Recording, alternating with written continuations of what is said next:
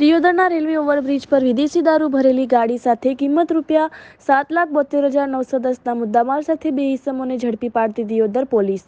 Deodar DYSP IPS Subodh Mankar અને તેમની team અને દિયોદર પીએસઆઈ પીવી ધોકડિયા અને તેમની ટીમ દિયોદર ટાઉનમાં પેટ્રોલિંગમાં હતી ત્યારે ખાનગી બાતમી મળી હતી. ત્યારે એક કાર દારૂ ભરેલી સફેદ ક્રિએટા કાર પસાર થઈ રહી છે ત્યારે જેતડા રોડ પરથી રેલવે ઓવરબ્રિજ પર આવી રહેલી કારને ઝડપી પાડી હતી, જેમાં ભારતીય બનાવટનો વિદેશી દારૂ અને બિયર બોટલ, ક્રિએટા કાર અને બે મોબાઈલ, રોકડ રકમ સાથે કુલ કિંમત ₹7,72,910ના મુદ્દામાલ સાથે ઝડપી પાડ્યા હતા.